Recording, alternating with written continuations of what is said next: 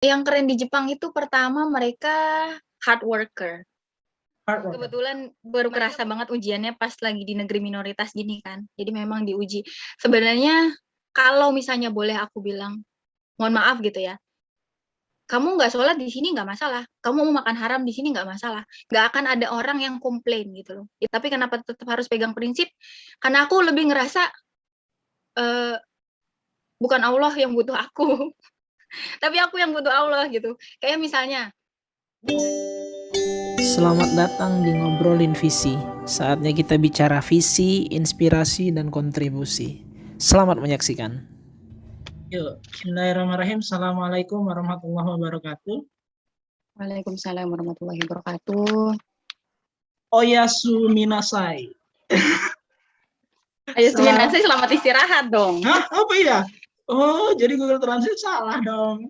Selamat malam tuh apa? Ya itu bisa selamat malam cuma oh ya seminasai selamat istirahat. Kombangwa biasanya sih kalau malam. Apaan kalau malam? Kombangwa. Kombangwa. Selamat malam. Ummu Hanifah. Jam 7 malam di Jepang, Indonesia Ya, jam betul. 17.04. Iya. Welcome to Ngobrolin Visi. Ini episode berat nih kayaknya nih ngobrolin visi. Santai. Ini episode keempat dan kita coba sapa dulu teman-teman yang mungkin invite atau ada di friend Facebookku. Selamat sore semuanya. Ini episode keempat dan kita coba konsisten di pekan keempat ini. Alhamdulillah dapat kesempatan seorang mahasiswi yang kece, seorang yang saya temukan berbeda ya. Jadi dia ini memang di belakang rektorat Unila sudah sangat berbeda dengan seragam orange-nya. Tapak suci ya, Mu ya? Iya, betul. Tipis banget gitu. Terus kita pernah di BEM juga bareng. Tiba-tiba lulus, di UI aja. Sekarang ada di Jepang aja. Alhamdulillah, kita bersyukur dengan pencapaiannya. Makasih banyak ya, Mu. Sebelumnya udah mau nyempetin ngobrol fisik bareng. Oke. Nah, mungkin teman-teman di luar sana mau kenalan sedikit sama Umu. Boleh cerita latar belakang sedikitmu. Siapa Umu, lahir di mana, dibesarkan di mana, terus sekarang lagi ngapain di Jepang? Oke, pertama makasih banget ini Agung udah diundang buat diskusi ngobrolin visi gitu ya. Apalah saya gitu kan, apalah gue gitu kan. Ya udah gini aja gitu kan. Saat ini gini kali dari start dari biodata kali ya. Oke, perkenalkan teman-teman semua. Nama saya Ummu Hanifah, biasa dipanggil Ummu. Lahir di Jakarta 28 Februari 1995. Kemudian alamat rumah asli di Bekasi. Cuman SD, SMP, SMA semua di Bekasi. Cuma memang kebetulan saat itu nggak tahu kenapa pada saat lulus SMA kepikiran buat ngerantau gitu ya. Jadi biasanya orang kalau dari Jawa kuliahnya ya tetap di Jawa gitu. Yang ada tuh orang Sumatera kuliah di Jawa gitu. Nah, kalau saya kebalikannya gitu, orang Jawa tapi kuliahnya di Sumatera gitu kan. Jadi ya saat itu alhamdulillah Allah kasih kesempatan untuk merantau. Jadi melanjutkan studi S1 di Universitas Lampung. Situ juga ketemu sama Agung gitu ya. Sama-sama anak UKM bela diri istilahnya gitu kali ya Agung ya. Terus ketemu di BEM juga gitu kan, beberapa organisasi kampus gitu kan. Kemudian setelah selesai S1, alhamdulillah melanjutkan studi di Universitas Indonesia, melanjutkan studi S2 dan kemudian ya alhamdulillah lagi Allah kasih amanah lagi, kasih rezeki lagi buat lanjut studi S3 saat ini di Nara Institute of Science and Technology, NICE, Jepang gitu. Jadi saat ini doktoral tahun kedua. Ini doktoral tahun kedua ya? Ya. Gimana rasanya mau awal-awal di Jepang? Rasanya pertama di Jepang ya. Banyak hal-hal yang nggak diprediksi sih. Lebih kepada awal-awal sih pasti ada shock culture gitu ya. Mungkin ini semuanya untuk teman-teman yang study abroad gitu kan. Pasti ada perbedaan kan budaya kita, terus kemudian bahasa, terus kepribadian orang-orangnya gitu. Cuman itu jadi suatu hal yang menarik sih menurut aku, karena ya dulu kan pernah pengalaman ngerantau juga gitu kan. Ternyata yang ngerantau beda tempat, ternyata beda cerita juga gitu, walaupun sama-sama ngerantau gitu ya. Jadi seru sih, seru di awal-awal tuh seru, ada banyak drama juga gitu kayak apalagi pandemi ya, aku berangkat qadarullah saat pandemi, jadi memang sempat tertunda 2 bulan, yang harusnya sampai itu September, cuman memang baru sampai di Jepang itu November, itu pun harus ada drama-dramanya gitu segala, cuman ya alhamdulillah sudah bisa menapakkan kaki di Jepang saat ini gitu, dan ya nggak kerasa ternyata udah setahun aja gitu ya, udah masuk tahun kedua, jadi kayak oh ya seru sih, berarti kan seru kan, kalau nggak kerasa berarti kan seru gitu kan, ya gitu sih. Oke. Nah, sekarang ini jam berapa di ini Jepang? Sekarang 19.07, beda 2 jam ya. 19.07. Terakhir kita kontakkan kabarnya Isya itu jam 16.30. Iya, 18.30. Sorry, 18.30. Iya, 16.30 Indo. Oke. Jadi karena winter siangnya pendek. Oh gitu. Iya, subuh itu. Nah, gimana coba waktu sholatnya kalau di Jepang? Subuh jam berapa? Subuh ini kalau winter enak ya, jadi jam 6 tuh masih bisa sholat subuh, bahkan nanti kalau Desember itu 6:30 masih bisa sholat subuh gitu loh. Tapi matahari belum kelihatan. Jadi emang malamnya panjang gitu kalau winter. Ya, siangnya pendek. Nah, terus 5:30 itu udah maghrib, 6:30 udah isya. Zuhur asarnya? Zuhur normal, jam 12 kurang ya. Asarnya yang agak cepet sih, sekitaran jam 3. 3:15. Jadi memang ya jam 3 sih menurut aku cepet. Jadi emang ganti-ganti puasa tuh kalau yang cewek pada kode puasa kan, ganti puasa. Nah itu pas winter itu banyakin stok gitu loh. Karena memang kalau kemarin summer pas musim panas itu lama. Jadi agak berat ya, apalagi kita juga kerjaan riset juga kan. Jadi ya luar biasa lah intinya. Sahur jam berapa? Buka jam berapa berarti waktu summer? Pas kemarin summer ya, lebaran puasa itu kemarin pas summer itu sahur itu jam 3:30, jam 3. Pernah kebagian jam 3 awal-awal itu. Terus isanya maghribnya jam 7. Jadi emang 14 jam ya, 14 sampai 16 jam. Maghribnya jam 7. Jam 7. 7 Karena malam. pada saat summer. Oke. Kalau di ini Jepang itu mayoritas agamanya apa? Dibilang apa ya, aku bingung juga sih. Karena mereka menganggap tuh kalau di kita kan agama Islam gini, Islam, Kristen seperti itu kan. Terus budayanya itu kayak sukunya Jawa, Sunda, Batak gitu kan. Nah, di sini kayak kebalikannya. Jadi kalau mereka tuh culture-nya mereka itu adalah agama, sedangkan kalau dibilang agamanya mereka ya culture-nya gitu. Jadi kayak balik gitu loh. Karena yang istilahnya apa? Bukan Konghucu sih. Shinto mayoritas. Cuman mereka juga ya pergi ke gereja kalau Natalan ngerayain Natal. Karena itu jadi budaya buat mereka gitu loh. Kayak Halloween kemarin jadi ini gitu. Ngerayain Halloween. Iya. Agamanya ya Shinto sih, benar. Tapi kalau kita Muslim minoritas dong misalnya. Iya, Muslim minoritas. Di sini hanya kurang dari 10%. Dan itu berpusat di Jepang kota kan, bukan yang aku kan agak bawah-bawah nih daerah Kansai gitu kan. Jadi minoritas banget gitu. Oh, malah minoritas banget. Tapi penerimaan mereka terhadap minoritas gimana? Nah, saat ini sih penerimaan mereka terhadap minoritas fine-fine aja sih. Mereka cenderung open, beberapa cuek gitu, lebih banyak yang cuek. Tapi at least kan mereka nggak kayak mencibir gitu, enggak sih. Jadi menurut aku Jepang tuh lebih open-minded ya. Karena pernah ke Korea, pernah transit doang sih. Cuman kayak dengar cerita teman yang di Korea juga kayaknya ada beberapa yang agak strict gitu. Tapi Jepang lebih open-minded gitu. Kebetulan karena mungkin mereka juga kan kemarin jadi panitia Olimpiade Tokyo 2020. Jadi kayak mereka juga memberi image bahwa Jepang itu ramah buat wisatawan internasional gitu sih. Jadi ya open gitu.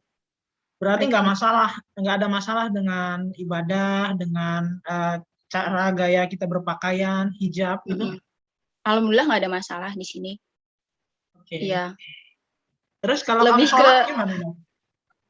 Lebih sholat gimana? nah itu karena mereka cuek kan orangnya. Paling ada beberapa yang aku mah sholat biasa di sini ngemper di stasiun gitu sama teman-teman kalau pergi gitu kan. Kita pasti bawa sajadah, terus gelar sajadah gantian berdua gitu, wudhu di wastafel. Ya udah sholat di iya karena kan musola yang tadi aku bilang kembali tempat sholat kan terbatas ya. Jadi kan nggak semua ada tempat sholat. Kalau kita di lokasi wisatanya ada musola ya kita biasanya prayer room ya sholat di situ. Tapi kalau memang kepepet ya kita gelar aja tuh di apa pinggir jalan stasiun. Nah itu karena mereka cuek kan cuma kayak ini apaan sih gitu. Oh paling ini ibadah gitu. Mereka udah ngeh tapi ya fine-fine aja gitu kan. Di stasiun? Beneran di stasiun? Stasiun di pinggir jalan juga kita kadang melipir gitu agak parkiran kosong gitu kan. Ah, Di situ sholat. Jadi di sini kayak belanja ke department store juga di belakang parkir mobil tuh kan ada yang kosong gitu ya. Ntar ganti-gantian gitu sholat gitu. oke. Jadi lebih kepada ya kembali ke kita masing-masing sih. Malu apa nggak malu ya udah apa ya kita mau menjalankan ibadah kita nggak ganggu orang juga gitu kan. Jadi ya fine-fine aja gitu. Mereka Mantap. juga Tapi umum kan terjaga lah. Seorang umum 5 waktunya insya Allah ya. insya Allah. Tapi ada komunitas yang mendukung untuk apa menjaga iman kita itu. Komunitas yang mendukung ada sih. Kebetulan kalau di aku di kampus ini kan ada namanya kita kelompok Muslim Indonesia gitu, yang studi di NICE gitu, namanya NICER gitu. Ada terus kemudian apa namanya keluarga Muslim Indonesia Jepang ada gitu. Jadi Ikatan Keluarga Muslim Indonesia apa namanya KMII Kansai. Jadi kayak lebih ke komunitas gitu sih. Sebelum pandemi memang biasanya mereka suka ada gitu kajian-kajian rutin gitu di Osaka. Cuma karena pandemi jadi apa-apa serba online sih. Jadi ya itu aktif juga join di beberapa komunitas itu. Karena ya tadi harus mengaktifkan diri sih. Iya betul betul. Kalau nggak gitu ya duniawi kan nggak ada habisnya gitu kan. Apa program rutin kalau komunitas Muslim, pelajar Muslim di sana? Ada nggak? Kalau aktivitas rutin kita biasanya ada tadarusan. Kalau yang tadi ya Muslimnya ya, tadarusan online itu Naister itu biasanya ngundang ceramah-ceramah gitu 2 pekan sekali gitu. 1 bulan sekali yang datangin ustadz, kadang yang 2 pekan sekali yang ini gitu, yang apa tuh namanya ya pengajian gitu sih biasa. Sama ya suka jalan-jalan, rihlah ya jatuhnya jalan-jalan sekalian gitu, tadabbur alam sekalian silaturahmi. Ya iyalah, udah di Jepang masa nggak jalan-jalan gitu. Iya.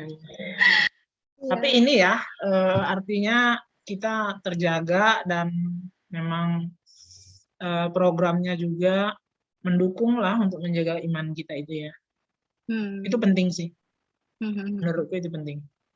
Iya betul. Dan itu perlu di-prepare sih menurut aku juga sejak awal. Karena beberapa teman ada yang sebenarnya orientasi kita kan beda ya. Niat kita di awal berangkat tuh kan beda-beda. Jadi ada yang memang studi, ada yang apa gitu.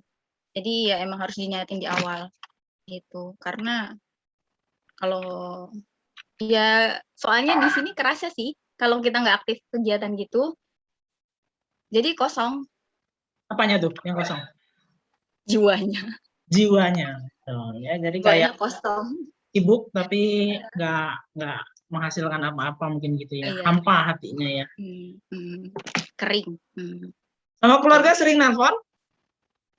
Pasti rutin. Tapi 2 hari sekali. 2 hari sekali. Lebih mudah sekarang ya ada video call-nya. Iya betul. Mo, di ngobrolin visi ini kita sering ngobrol tentang past, present, and future. Jadi ini jadi di masa lalu gitu ya. Dan pasti ada hal yang membuat umum itu bisa sampai di sini gitu. Nah, dan aku tuh tertarik coba buka atau narik dari nilai keluarga gitu. Nah, ada nggak sih nilai-nilai yang menurut Umu ditanamkan itu asalnya dari keluarga Umu, terus ngebuat Umu sekarang ya alhamdulillah jadi se-strong ini gitu ya, jadi punya kemampuan seperti ini dan bisa menjaga kepercayaan orang tua di Jepang gitu, karena nggak mudah apalagi bagi seorang. Nilai apa yang tanamkan oleh keluarga di rumah untuk Umu? Yang aku ingat banget itu dari orang tua ya. Mereka bilang pendidikan itu adalah warisan terbaik yang bisa orang tua kasih. Intinya gitu. Makanya kalau boleh sedikit cerita gitu ya. Sejak aku S1 ke Unila, niatnya merantau, aku sudah ada niat untuk lanjut studi S2 gitu. Jadi memang S1 ini bukan jadi final point gue nih gitu loh. Jadi memang aku pengen lanjut studi gitu loh. Dan kalau bisa dibilang ada juga dari sisi ambisi dari orang tua ya.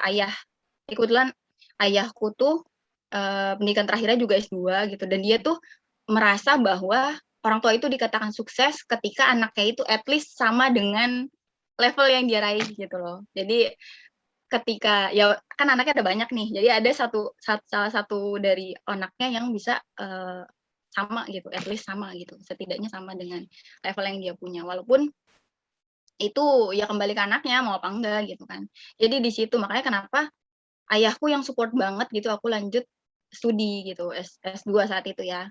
S2 gitu. Dan ternyata ya kalau boleh cerita juga S2 itu aku udah sempat coba beberapa beasiswa dan nggak ada yang rezeki sampai aku lulus. Oh iya, aku dengar sih beberapa kali Umu Umu apply, konsul soal BU dan sebagainya.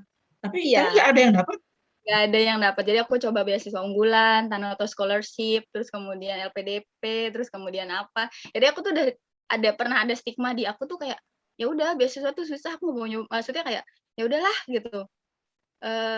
Ya at least aku dapat sesuatu sih dari proses yang udah dilakuin. Cuman mungkin di awal tuh setelah aku evaluasi niat aku nggak bener gitu loh. Jadi dalam artian ada sesuatu hal yang merasa aku udah usaha berarti aku akan dapat apa yang aku udah usahakan gitu loh. Aku lupa bahwa rezeki dan tawakal itu penting gitu loh. Jadi mungkin di situ yang Allah ya udah lu cuman nganggep usaha lu kan, ya udah nggak gue kasih gitu. Tapi ketika S3 ini justru aku nggak ada ekspektasi juga gitu di awal. Jadi kayak udah aku coba disuruh ini coba ya udah ya dalam hati gue udah nyoba sampai gue lulus udah 2 tahun nyoba beasiswa terus yang dalam negeri aja gue nggak lolos apalagi luar negeri gitu loh. Jadi kayak ya udah I have no idea gitu loh, ya udah gitu. Yang penting aku coba aja, cuman aku bener-bener nggak ada ekspektasi sama sekali gitu. Dan dilalah ya itu tadi mungkin ketika ya udah aku udah usaha tetap ya usahakan kayak udah maksimal tuh harus gitu ya. Ya udah terus ternyata malah rezeki gitu yang ini beneran gitu, jadi kayak ini beneran gitu kan. Jadi ya itu mungkin rezekinya baru Allah kasih sekarang. Jadi orang tua itu nanemin bahwa pendidikan itu adalah warisan yang terbaik yang mereka bisa kasih. Jadi ketika ya udah mereka nggak bisa kasih apa-apa tapi ya cuman ini gitu loh pendidikan. Jadi that's why mereka ya selalu support. Dan ya aku juga karena niat aku tujuan awalnya berangkat ya buat untuk studi, untuk tholabul ilmi, ya insya Allah orang tua percaya karena ya kepercayaan yang udah-udah juga nggak kita hianatin kan, kita jaga gitu kan. Jadi ya mereka juga percaya insya Allah gitu. Nah, anaknya banyak, anak orang tua banyak. Enggak sih, tiga doang. Oh 3. Terus yang achieve untuk target yang tadi disampaikan minimal sama 3-3-nya. Alhamdulillah S2 minimal. Enggak sih, cuman memang kakak S1, adik juga sekarang lagi studi S1. Ayah ngelihat bahwa aku potensial untuk mencapai level yang lebih tinggi, mungkin gitu kali ya. Jadi kayak Mbak kayaknya kamu bisa nih Mbak gitu, lebih nih dari ini gitu kan. Kita belum tahu nih adik kamu gimana, cuman at least saya ngeliat kamu orangnya kayak semangat gini. Ya udah gitu, lanjutin aja gitu. Ya udah, aku ya udah ikutin aja alurnya gitu. Keren. Aku sepakat sih dengan nilai yang ditanamkan orang tuamu ya. Kalau pendidikan itu warisan gitu. Dan aku sempat punya kawan yang beberapa kali diskusi gitu, dia memang dari nol juga gitu ya. Dan dia punya kepercayaan ya gitu, kalau anak itu diwarisi ilmu, ya dia akan berkembang gitu. Tapi kalau diwarisi tanah akan habis gitu kan, diwarisi harta. Akan habis, betul. Yep. Eh, kamu S3 beasiswa akhirnya. Alhamdulillah beasiswa. Gimana prosesnya bisa sampai S3 beasiswa dong? Prosesnya panjang ya, ini nggak ucuk-ucuk dapat gitu, nggak juga sih. Nah itu yang penting sebenarnya. Banyak orang kan yang pengen gitu ya, tapi lupa terhadap prosesnya. Kalau Umu bilang tadi, akar dari pendidikan itu pahit ya. Wes, Buahnya kan gue sih itu manis. mengutip juga, ya buahnya manis insya Allah. Ya gimana Mu kemarin itu bisa akhirnya rezekinya S3, sekarang itu gimana prosesnya? Proses bisa lanjut S3 sekarang itu awal mulanya, ini agak cerita panjang dikit nggak apa-apa ya? Nggak apa-apa dong. Jadi setelah selesai studi S2, aku sebenarnya kepengen kayak lebih ke berkarir jadi tenaga pendidik, dosen, seperti itu kan, otomatis lah gitu kan. Terus ya saat itu sebelum baru wisuda banget, bener-bener saat itu wisuda banget, ditawarin dosen, "Mu, udah ada job belum?" gitu kan. "Bantuin saya yuk," gitu, di lab, jadi asisten. Di UI? Di UI, direkrut lah kalau misalnya jadi asisten riset beliau, kemudian ya udah ngalir kan, bantu namanya riset kan terus gitu, studi gini-gini. Nah terus ada opsi lagi, namanya kan kita ini ya, ada opsimu ini ada kesempatan gitu kan, ada kesempatan nih, ada pendaftaran internship itu magang, kayak apa namanya, lab stay gitu ya. Nah di situ kamu di sana stay selama 2 minggu, nanti kamu ada seleksinya buat S3. Situ, di mana tuh? Pak, di Daerah mana? Di Jepang ini, di NICE ini. Oke. Jadi langsung spesifik ke universitasnya. Nah, di situ aku cuman kayak, aku sebelumnya udah pernah nyoba, jadi aku kesini-sini tuh semakin banyak sering banget nyoba, tapi ekspektasi aku turunin gitu loh. Jadi aku lebih kepada aku nyoba aja lah, ntar rezeki yang mana gitu. Jadi lebih kepada, sebelumnya pernah nyoba juga internship di Okayama, tapi belum rezeki. Sebelumnya ada yang di Taiwan, cuman orang tua nggak ngizinin. Nanti kalau kamu lolos ke Taiwan susah, itu China, bla bla bla gitulah intinya. Intinya banyak itu juga lah, banyak pro kontra juga. Terus pas di Jepang gimana ya, aku mau nyoba Jepang. Ya udah nggak apa, itu cuman magang kan. Jadi kayak keluargaku cuman 2 minggu kan gitu kan. Iya cuman 2 minggu. Ya katanya sih ada seleksi S3. Cuman ya aku nggak ngarep banyak juga lah. Aku mah jalan aja terus gitu intinya. Ya udah, jadi di situ pas daftar internship itu juga dadakan persiapannya. Cuman karena sebelumnya aku udah pernah prepare buat persiapan magang, jadi berkas tuh udah sebagian ada gitu kan. Jadi lebih banyak yang diedit-edit aja gitu kan. Itu daftar internship, ternyata lolos gitu yang untuk internship. Dan itu kan udah dari beberapa negara gitu ya. Kalau nggak salah Asia Tenggara sama China gitu, ada sekitar 5 atau 6 negara, dan totalnya peserta yang ikut magang itu ada 25 kalau nggak salah. Nah, dari 25 itu mereka dipilih 7 orang yang akan didanai universitas untuk lolos seleksi, untuk lolos S3 dan dibiayai oleh Monbuka Gakusho Max gitu. Dan itu jatuhnya rekomendasi universitas. Jadi, memang lebih spesifik sudah dapat universitasnya gitu loh, tinggal nanti cari beasiswanya, jatuhnya gitu.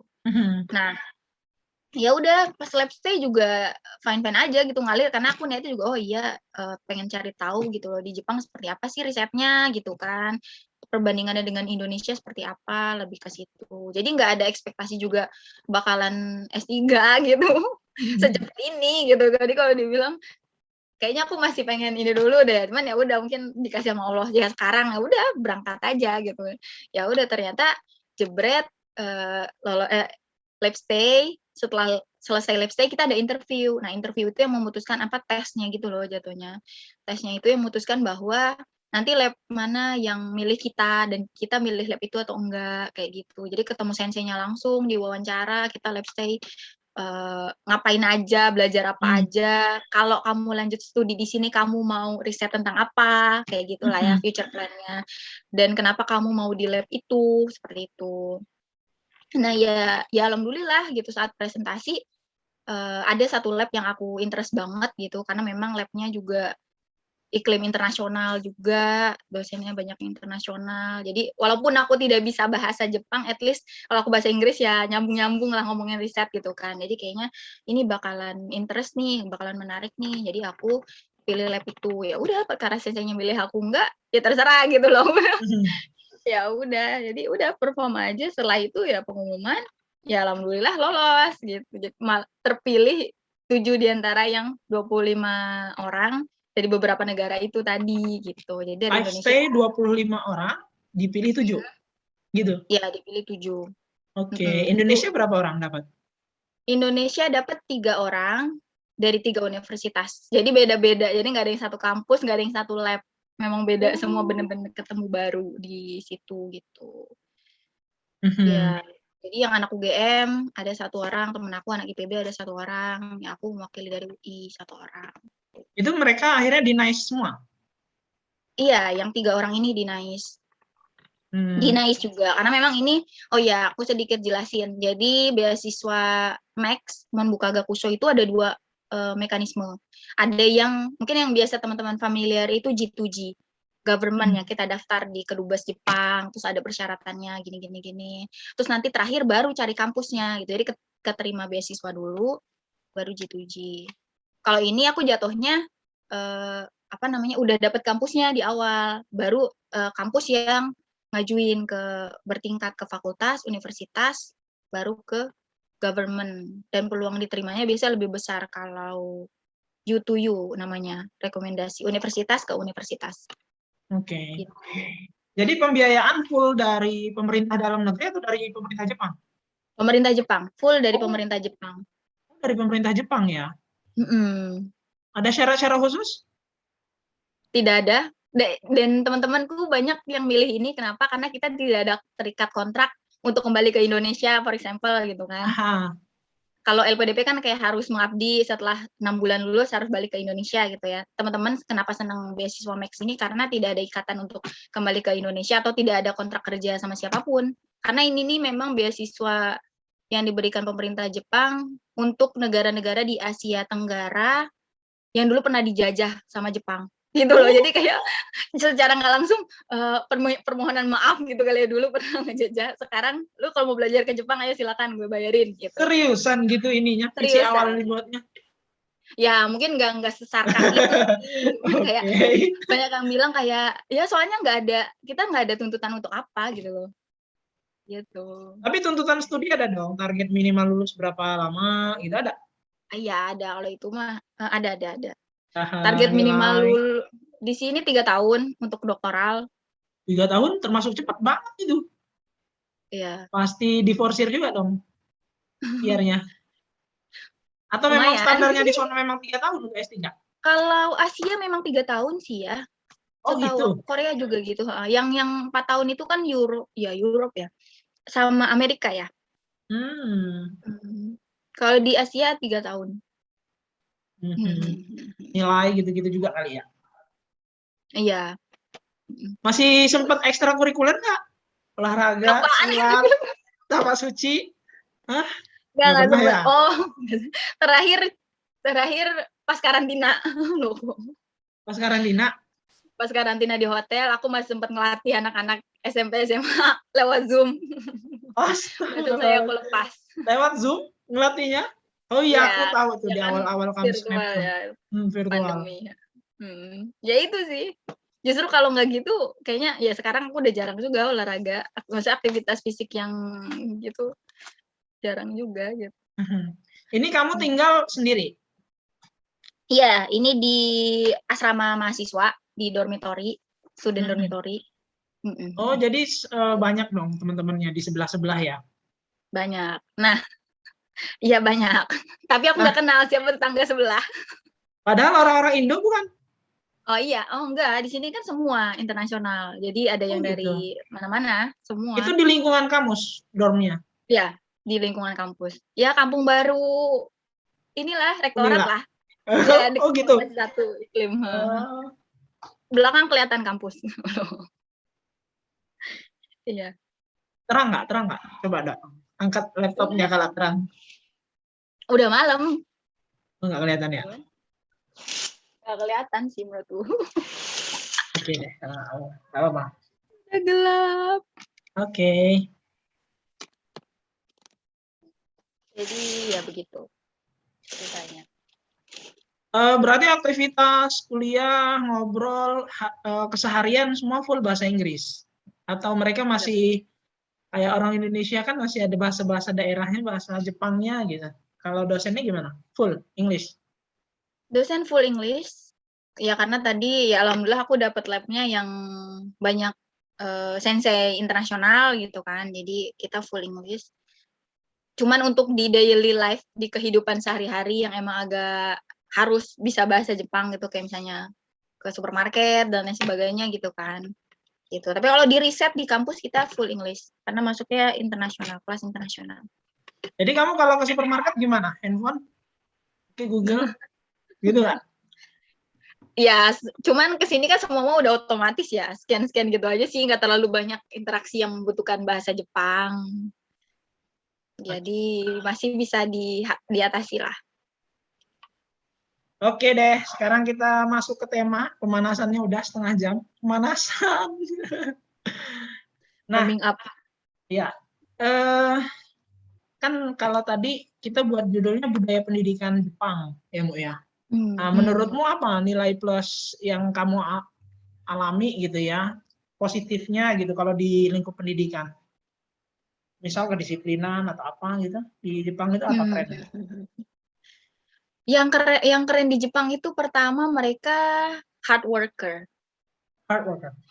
Mereka bekerja keras banget gitu loh. Jadi walaupun aku rasa gini ya, mungkin kalau culture-nya Eropa kan kayak lebih kepada santai-santai gitu. Kalau Jepang kerasa banget hard worker dalam artian mereka benar-benar ya disiplin, tepat waktu, jam sekian, tet gitu kan. Harus sesuai dengan SOP-nya gitu kan. Terus dan effort-nya mereka tuh nggak kaleng-kaleng sih menurut aku. Aku kayak ngerasa ya ampun gitu, kayaknya udah gue apa ya, kemampuan biasa-biasa aja gitu, standar gitu, di bawah rata-rata, terus males-malesan tuh kayak jadi banyak ketampol sendiri sih gitu kan. Jadi memang mereka apa ya, kayak diciptakan gitu, untuk memang bekerja keras gitu loh. Hidupnya tuh kayak tujuan mereka adalah untuk bekerja keras. Itu sih yang kayak keren banget sih, etos kerja keras mereka gitu kan. Yang mungkin in case itu positif dalam artian ya gimana pun mau apa ya, sekeras apapun batu kalau ditetesin terus kan bakalan bolong gitu kan. Nah itu sama sih prinsipnya. Ya walaupun anaknya juga kayak mohon maaf kurang gitu kemampuannya, tapi kalau terus-terusan apa ya, effort-nya banyak ya akan pinter juga gitu kan. Karena tadi menang usaha ibaratnya gitu ya. Itu. Terus yang kedua disiplin. Ya. Apalagi aku kebetulan di riset ya, di laboratorium. Jadi apa-apa tuh kayak harus udah ada guide-nya tuh, harus A, B, C ini dulu, D, E, F gitu, harus ini gitu. Jadi in case itu aku awal-awal agak shock gitu karena kayak biasanya kayak santai-santai gitu nge-lab, ini kayak harus ada tok tok tok tok gitu. Jadi kayak harus mengikuti SOP yang sudah sesuai gitu kan. Terus yang ketiga adalah mereka itu bener-bener on point ya. Maksudnya bener-bener on point itu dalam artian mereka bener-bener melakukan niat banget gitu loh, ngelakuin sesuatu yang mereka mau lakuin gitu loh. Itu sih yang kerasa banget. Jadi nggak ada yang kayak cuman ecek-ecek gitu, formalitas doang gitu. Nggak ada yang kayak gitu loh di sini. Jadi ya itu keren di situ sih yang kerasa banget di Jepang gitu ya. Kerja keras, disiplin, niat banget. Iya, niat banget. Niat banget ya. Maksudnya Totalitas ya. gitu ya. Oh, benar, totalitas gitu istilahnya. Oke. Aja. Terus kamu ini nggak sempat memang aktivitas di kampus aja atau sempat memperhatikan sekolah menengah mereka, sekolah dasar mereka, pernah terjun nggak, Son? Kalau terjun secara langsung sih belum pernah. Cuman kebetulan aku ada ikut aktivitas di TPA, di Taman Pendidikan Al-Quran di dekat sini di Masjid Naranya. Ada ngajar anak-anak Muslim, tapi dari berbagai negara gitu kan. Jadi ada yang dari Bangladesh, dari Pakistan, dari Afghanistan, dari Indonesia, pokoknya dari macam-macam. Ada yang dari Uighur juga. Kan mereka otomatis Japanese ya ngomongnya. Nah terus in case beberapa dari mereka tuh kebawa gitu culture-nya ke lingkungan TPA-nya mereka gitu kan. Jadi sedikit banyak bisa lihat. Seperti ada yang masih ngerjain PR sekolahnya, PR apa namanya, PR kumonnya gitu loh, PR bimbelnya itu di TPA. Jadi menurut aku tadi lebih ke hard worker, bahkan dari kecilnya itu dididik kayak gitu. Terus disiplin. Jadi di sini tuh nggak ada yang udah tahu sih pasti ya di web di internet udah banyak gitu. Nggak ada yang namanya tukang bersih-bersih gitu kan. Nggak Itu ada yang tukang keren banget. bersih-bersih. Jadi nggak ada yang tukang bersih-bersih. Jadi semuanya ya bertugas untuk membersihkan. Kita ada jadwal piket besar. Bahkan aku juga sekarang masih ada jadwal cleaning gitu, semua member lab semuanya itu di sekolah. Jadi memang dari level bawah itu dituntut untuk jaga kebersihan gitu loh. Itu. Ada piket besar tuh semua. Jadi setiap hari ada yang bergilir siapa yang jadi jadwal piket. Jadi piketnya bukan formalitas yang kayak kita di Indonesia, lu piket gak lu, kalau nggak denda gitu kan. Kalau kita lebih kepada menghindari denda gitu kan. Di sini memang yang keren itu sih, yang beda ya. Udah Iya, itu udah iya. terkenal pacarnya Jepang gitu kan. Oke. Mandiri, disiplin, jaga kebersihan. Dan itu kebawa anak-anaknya kebawa gitu. Sampai ya yang aku bisa amati gitu sekian dari TPA itu. Jadi memang oke. Tadi anak-anaknya ya, bahkan lagi ngaji pun bawa PR dan mereka bertanggung jawab untuk ngerjain, ya keren banget tuh. Iya, heeh. Hmm. Itu yang kayak Terus kalau piket besar kayak di film-film, semua orang keluar gitu. iya, kita ada piket besar tiap pekan, terus nanti ada tiap 6 bulan sekali, namanya deep cleaning gitu, bener-bener bersih-bersih semua, sampai sela-sela jendela itu dibersihin, terus sampai pokoknya semua, dan akhir tahun sama pertengahan tahun kalau nggak salah. Jadi kayak bener-bener namanya deep cleaning, bener-bener bersih-bersih semuanya gitu. Jadi aku ngerasa ke bawah sih, ke bawah kayak kok orang karena lingkungan kan kayak gitu, kita jadi ikut ke bawah. Kataku, ini keren banget sih mereka gitu loh, jaga kebersihan sampai sebegininya gitu.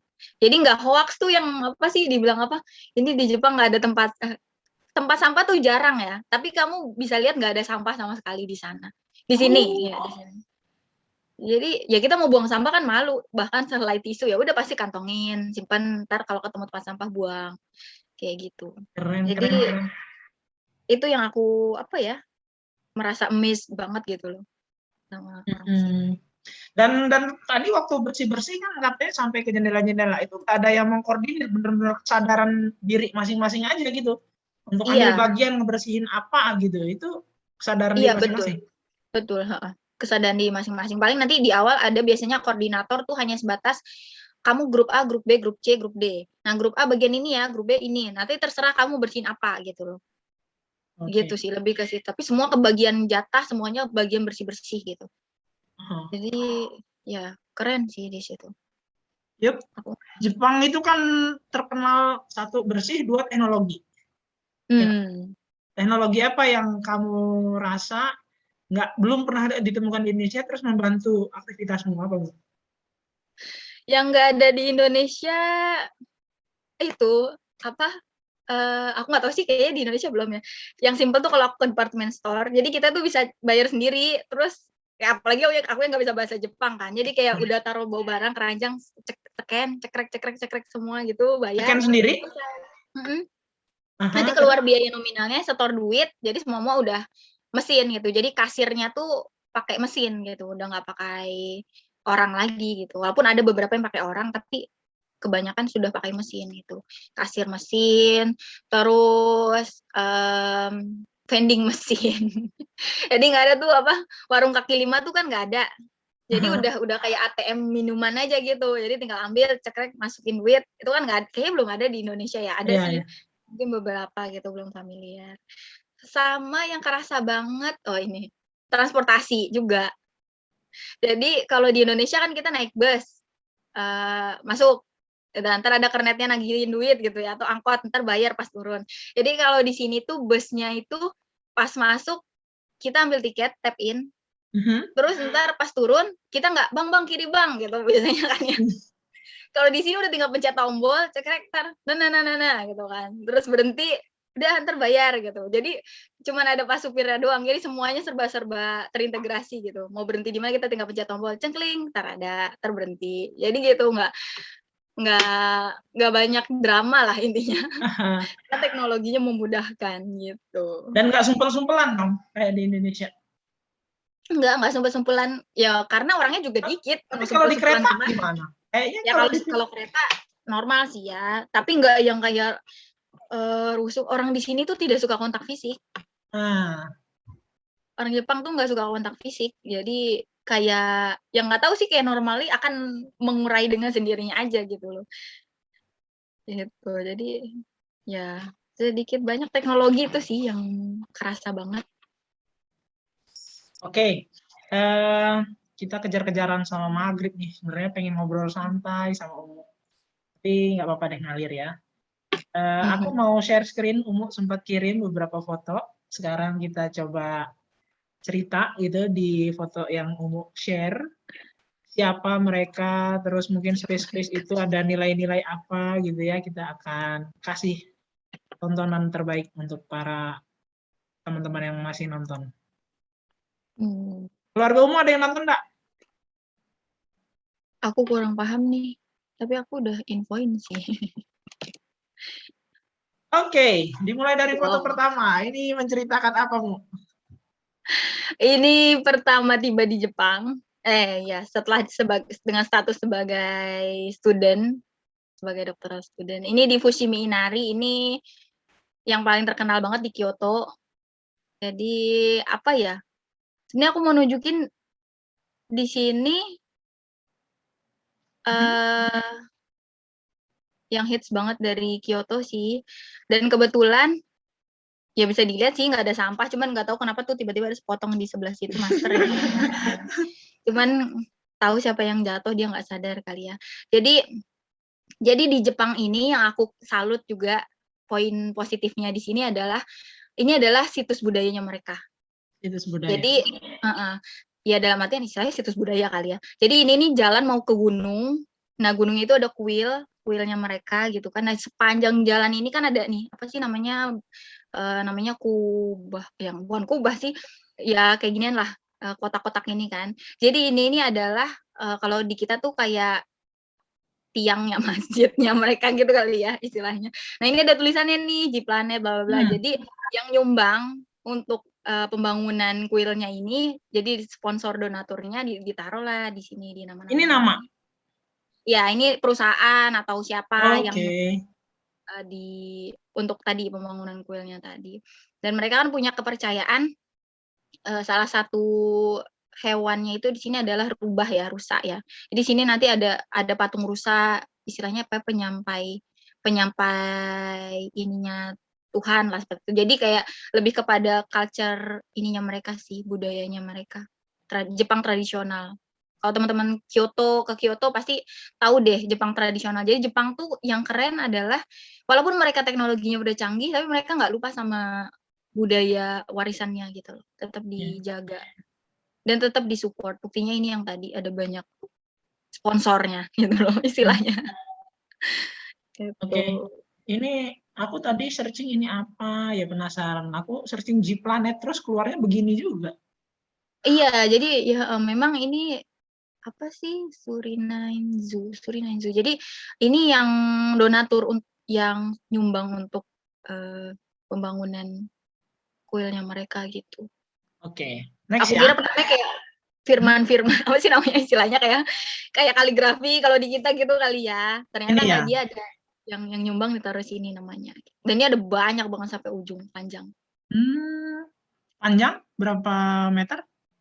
Aduh, aku nggak ingat sih. Tapi itu sepanjang gunung sampai ke atas gitu semuanya. Tapi ini itu atasnya apaan? Itu kayu semua. Oh, kayu. Mana? Nggak ada atap ya? Nggak ada atap. Oke. Jadi Jadi hanya kalau hujan pun air jatuh ya? Iya, kalau hujan jatuh airnya. Sip, kita next ya. Aha, apa nih? Ini kampusnya. Ini kampus. Ini kampus aku, Nara Institute of Science and Technology. Jadi di depan. Kalau dibaca di Jepangnya ya, Nara Sentan Daigakuin Daigaku. Lupa aku. Nara Sentan Gijutsu Daigakuin Daigaku. Oke, satu kelas berapa orang sih, Mo? Kok satu kelas? Iya, waktu ini, waktu kuliah maksudku. Jadi kebetulan kalau S3 itu ada dua program. Hmm. Namanya program by course atau dari kelas atau by research. Nah, aku ambilnya dari by research. Oke. Jadi tidak ada kelas. Tapi satu angkatan gitu kali ya istilahnya ya. Satu angkatan. Satu angkatan ada, kalau yang periode aku kalau nggak salah ada 5 orang deh. Oh, sedikit 3 ya. apa 5 orang ya. Indonesia kamu Makanya sendiri Indonesia 3. masih mendominasi dong. Kalah jumlah mereka. Karena ada beberapa yang April. Oke. Nah, kalau di Jepang tahun ajaran barunya April. Jadi Oktober itu dominan internasional. Aku kan dari Lampung, sama Unila kalau perkiraannya di mana kampusnya? Nara, Nice, sama Unila gede mana kampusnya? Gede Unila. Oh, masih gede Unila sebenarnya. Jadi dia ini hanya 3 fakultas. Istilahnya ya. 3 fakultas.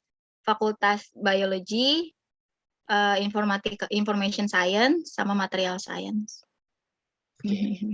Karena memang ini cuma pasca sarjana, sekolah pasca sarjana. Nice itu. Oh, hanya pasca S2, sarjana. S3. Jadi nggak ada S1-nya. Yuk, kita next. Nah, ini aku tertarik. Ini apa nih?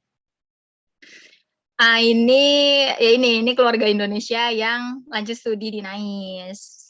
Semua Gitu. Banyak yang lanjut kan? studi di NICE. Dan Ya, ini ini orang-orang bawa Indonesia. keluarganya. Dan ini semua orang Indonesia. Bawa keluarganya. Bawa keluarganya. Tapi pembiayaan bukan disupport sama Jepang kan? Ya Biaya hidup pemerintah. keluarganya. Tapi ya insya Allah dari nominal yang pemerintah kasih dari beasiswa itu cukup sih. Lebih dari cukup. Kamu nggak pengen bawa keluarga? Masalahnya di sini keluarga yang dianggap keluarga itu hanya pasangan, jadi tidak boleh bawa ibu atau tidak boleh ya. Kekuatan hukumnya jatuhnya ya hanya visa pengunjung gitu. Ya itu maksudku, bawa pasangan. Oh iya, insya Allah doain aja. Oke. Doa terbaik. Pasangannya mau ngikut apa kagak ini permasalahannya. Oke ya, kita lanjut. Ini apaan? Nah, ini lab aku. Ini saat aku internship. Saat aku magang. Oh, ini pas magang. Iya, ini pas magang. Aku merasa nyaman gitu loh dengan lab ini gitu. Jadi ini kalau bisa teman-teman lihat muka-mukanya kan nggak Jepang semua ya. Ini ada ini yang tengah samping aku pas jilbab abu-abu ini dari Malaysia pada saat magang. Ini Indonesia ya, juga, ini anak UGM. Yang Malaysia ini ya? Iya, itu Malaysia. Sebelahnya ini Filipina 2 orang, sebelahnya lagi Malaysia. Yang nggak berhijab ini 2. Sebelahnya lagi yang itu Malaysia. Jadi Filipina, Malaysia, ada yang ya. Ini yang ikut proses seleksi dong ceritanya. Gimana? Yang ikut proses seleksi? Ya ini yang magang di lab ini ada 5 orang. 6 orang. Ini aku nggak bisa tunjuk ya. Yang ikut di magang di lab ini ada 6 orang. Nah yang lolos 1 orang ya kebetulan aku gitu. Widih. Oh ini dari gitu. Malaysia. Jadi dari sekian banyak ini kamu yang akhirnya dipilih? Iya, nggak tahu juga sih dipilih dari mananya ya. Nah, tapi emang nggak ke detect tuh apa yang? Oh, ke detect lah. Apaan? Apaan yang akhirnya membuat kampus pilih Umu?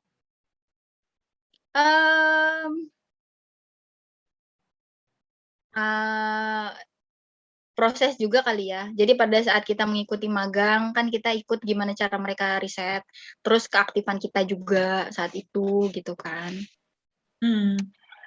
Keaktifan kita saat magang, kita tepat waktu atau tidak gitu. Pokoknya dari hal-hal yang kecil gitu mereka juga care gitu. Terus saat interview dengan sensei gitu kan, aku cerita tentang latar belakang aku gitu kan. Bahwa saat itu aku sudah lulus, saat aku mengikuti magang ini aku sudah lulus dan aku sedang menjadi research assistant. Topik riset aku beririsan dengan riset mereka walaupun masih jauh gitu. Dalam artian riset mereka di sini lebih advance, aku cerita juga gitu pada saat interview. Kalau ibaratnya gini, kalau aku di Indonesia baru sebatas bikin bubuk untuk buat kue Black Forest, di sini tuh udah jadi Black Forest-nya gitu loh. Jadi kalau aku di Indonesia baru sebatas giling tepung, oh ini pakai ini nih, pakai gula halus seperti ini takarannya gitu. Sedangkan di sini udah mereka udah bikin Black Forest, udah campur-campur rasa apa, selai apa gitu. Jadi aku cerita gitu. Jadi aku tertarik dengan lab ini. Aku cerita bahwa proses yang aku lakuin di Indonesia harapannya lebih lanjutnya tuh bakalan jadi lab ini gitu loh gitu. Jadi kayak aku punya mimpi bahwa aku kepengen bisa di lab ini gitu, lanjut studi di lab ini juga gitu. Tertarik dengan lab mereka lah intinya aku ceritakan gitu. Mungkin dari cerita itu yang menggugah senseinya. Aku juga nggak tahu dan menggugah. Ini senpai-senpainya yang senior-seniornya gitu kan yang juga proses gitu. Mereka melihat seperti itu. Oke. Ya, aku juga tidak bilang bahwa aku adalah orang yang hebat segala hal. Aku bilang proses aku di sini sampai di sini, di Indonesia aku sampai sini gitu. Dan aku tertarik dengan lab ini karena ya tadi lebih advance dan harapannya di masa depan ya Indonesia yang riset yang aku lakuin di Indonesia mau seperti ini gitu loh. Lebih ke situ sih. Jadi mungkin mereka melihat oh ini anak prospektif gitu. Mungkin aku juga tidak tahu. Ya, seperti itu mungkin. Ya. Oke, keren banget. Akhirnya mereka yang nggak lolos pulang dong ke negara masing-masing. Iya, ada Aktivitas yang ini masing-masing. pulang ke negara masing-masing dan ada yang samping aku pas, ini yang jilbab biru, dongker. Ini dia terima juga, tapi di lab yang berbeda. Kan kita lab stay-nya di 3 lab gitu kan. Nah, di lab Indonesia yang berbeda. ini. Iya, ini Indonesia. Oke, kita next ya. Oke. Aha, ini apa nih? Ini pohon Itu lagi apa? Oh, itu pohon maple. Pohon maple. Lagi? Pohon apa ya? Lagi ngapain? Lagi musim gugur. Oh, Ya, musim ngasih gugur. foto aja. Musim gugur. Foto aja. Foto aja, soalnya nggak ada daun merah begitu di Indonesia. Musim gugur Dan rasanya apa, kok jaketmu begini? Iya, bukan musim gugur itu, sorry, udah masuk winter tapi belum bersalju gitu. Jadi anginnya kenceng, dingin. Oh Ini aku gitu. magang ya, jadi pada saat magang itu aku bilang kostumnya agak hebring karena benar-benar adaptasi awal kan. Suhunya sekitaran 2 derajat gitu, 3 derajat gitu. Jadi Itu memang tiupan angin doang, berasa itu ya. tangan dingin gitu kan. Oke. Ini? Ini di depan Osaka Castle, di depan Istana Osaka. Ini pohon apa ya, nggak tahu juga. Tapi warnanya memang begini, natural ini Iya, begini. memang warnanya begini. Jadi ya itu sih yang keren sih, musim gugur sama musim seminya Jepang gitu, karena full color gitu, merah, kuning gitu Terus dapetnya. kalau beda musim warnanya tetap begini atau beda warna lagi? Gundul. Oh, Kalau winter gundul, semuanya kan ini pada rontok nih. Ntar kalau pas bener-bener musim salju, ya nggak ada pohon, nggak ada daun sama sekali. Ini kan peralihan musim salju menuju musim belum ya, salju. belum ngerasain salju ya umumnya. Udah, Kok belum ada Januari kostum lihat di kemarin. Instagram? Oh, nggak ada ya. Ada yang aku kirim ya. Musim salju ya. Ya udah setahun sih, jadi ngerasain sih. Alhamdulillah udah 4 musim nyobain. Udah ngerasain semua ya 4 musim ya. Tetap kangen Indonesia loh. Oh iya, nanti tahan. Kenapa di balik keseruan-keseruan ini masih kangen Indonesia? Tahan dulu. Ini Oke. di mana? Nah, ini Osaka Castle, depannya persis di depan Istana Osaka. Jadi dia kerennya itu tadi ya, yang bener-bener junjung budaya gitu kan. Dan di dalamnya ini kayak museum gitu. Yang dulunya ditempatin raja gitu-gitu kan. Sekarang dijadiin museum, jadiin tempat wisata. Ini sebelum pandemi ya, jadi belum pakai masker segala macam. Oh Masih sebelum, ramai. oh iya betul. Pas kamu lagi magang ini ya? Iya, 2019 Desember. Oke. Ini? Nah, ini teman-teman yang ikut magang. Oh ini masih proses magang nih. Iya, ini di Indonesia. Ya ini teman-teman dari Indonesia yang sama-sama ikut magang. Aku ketemu teman baru juga di sini dari 5 orang ini gitu. Keren-keren orang ini nih semuanya. Oh ya dari sini, kampus mana nih? Siapa namanya? Yang ini IPB, IPB? namanya Latif. Dia sekarang juga lolos di NAIS bareng sama aku juga periodenya. Ini? Beda lab Ini Kak Ira juga dari IPB, ini dosen dari IPB. Oke, ini kita skip. Ini. Itu dosen farmasi di UI. Jadi Oke. masih muda-muda tapi emang luar biasa prestasinya. Di IMERI juga, kerja di IMERI FKUI. Ini Yang sebelahnya anak IPB, statistik. IPB. Sebelum lanjut, aku tuh penasaran ya. Kenapa rata-rata kampus Jawa yang mendominasi hal-hal yang begini nih ya? Ada nggak? Atau aku aja yang belum banyak tahu? Kampus-kampus luar Jawa ada nggak sih yang apply dan ini? Iya sih ya, aku juga baru kebetulan memang di sini banyaknya aku ketemu yang dalam maksudnya kampus-kampus di Jawa. Ada yang dari Unsud, ITS, ITB gitu. Yang dari luar Jawa belum. Mungkin ini kan university to university. Jadi lebih kepada mungkin kampusnya belum punya link atau channel ke sini gitu sih. Oh, betul. Bisa jadi itu alasan Jadi itu memang ya, harus university to university-nya. Benar. karena di Jepang itu culture-nya mereka adalah orangnya apa ya dibilang tidak mudah percaya sama orang lain, enggak juga sih ya gitu, tapi bisa dibilang gitu. Jadi kayak kalau dipercaya, saya punya kenalan nih gitu bahasanya, itu mereka lebih percaya gitu sih. Jadi nggak mau benar-benar yang kayak orang asing, lu nggak tahu, kita nggak tahu lu siapa. Makanya mereka kayak sistemnya magang, invite, ini anak kerjanya gimana nih, baru diterima kayak gitu sih, lebih ke situ. Oke. Next ya. Ya. Gimana nih? Lagi ngapain? Udah pandemi nih. Udah pandemi. Tanda-tandanya udah pakai masker. Ini di Nara, di kuil aku lupa namanya. Jadi di Nara itu daerah? Nara itu kita bisa bilang apa ya? Provinsi ya. Provinsi. Bisa bilang. Iya, daerahnya. Jadi Ini di kuil. Nara itu tradisionalnya, jadi dulu sebelum ke Kyoto, sebelum ke Tokyo, ibu kota Jepang tahun aku lupa detailnya 1800 berapa, ibu kotanya dulu di Nara. Pernah di Nara. Oh, Jepang. Ketika Jepang ibu kota sempat di Nara. Ibu kota negaranya. Pernah di Nara. Makanya di sini banyak situs-situs kuil. Jadi kalau dibilang Jepang tradisional ya di Nara, di Kyoto gitu. Kalau Jepang modern, Osaka, Tokyo gitu. Jadi memang mereka punya itu apa tempat-tempat seperti ini gini. Kuilnya. Ini daerah apa kuil ini ramai pengunjung, ramai orang yang ibadah atau memang wisata aja kayak gini? Ibadah, mereka tetap ibadah. Kita yang sebagai pengunjung justru hanya sebatas dari jauh aja ya foto. Tapi kalau pengunjung mau masuk, mau ikutan ibadah ya silahkan gitu.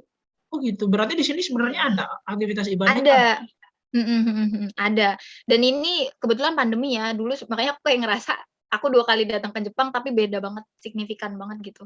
Sebelum dan sesudah pandemi gitu. Belum ramai. Pas Dulu pandemi ya itu sepi. Kayak gini. Dulu rame, semua itu mau ngantri, mau ibadah itu ngantri gitu. Rame sekali. Sekarang jauh sepi. Sampai ini beneran Jepang yang dulu gua kunjungin, kok beda banget gitu. Ya karena itu pandemi. Dan masih sampai sekarang sepinya? Masih sampai sekarang, masih, cuman nggak begitu ini sih. Karena turis internasional bener-bener close kan, close total Jepang. Oke, lanjut ya. Lanjut. Siapa nih? Ini teman-teman di lab, teman-teman di kampus. Sama-sama ya kita biasa kalau lagi refreshing jalan-jalan kemana gitu kan. Latar belakangnya sesama Indonesia, beda negara? Iya, sesama Indonesia. Sama-sama Indonesia. Ini sudah sini siapa? Ini dari UGM, satu lab sama aku, Mbak Diki, kemudian kakak tingkat ya itu satu tahun yang tengah ini. Kalau yang blazer hitam, Kak Lili dia sudah selesai, saat ini lagi postdoc di sini. Oh gitu, di kampus. Udah beres ya? Postdoctoral research. Oh bertiga mulu, kebetulan fotonya dikirim bertiga atau memang suka bareng bertiga? Kebetulan dikirim bertiga. Oh gitu. Enak kemarin main. Sebenarnya ada beberapa yang ikut yang cowok, cuman kan cowok nggak narsis ya. Jadi biarin aja lah, kita yang foto aja. Ih, warna bunganya cakep ya. Iya. Memang boleh ke tengah-tengah atau kalian melanggar ini? Boleh, ini ada jalannya. Oh gitu. Ini ada jalan yang kita tutup. ngelakuin. Nggak berani, aku nggak berani. Soalnya di sini metik bunga aja nggak boleh kan. Oh iya? Heeh. Emang Jadi ada metik apa? ada Sanksi regulasinya. sanksi apa namanya nggak enak aja gitu atau ada memang pemantauan sampai ke hukuman gitu? Enggak. Ya itu sih yang aku kerennya sih.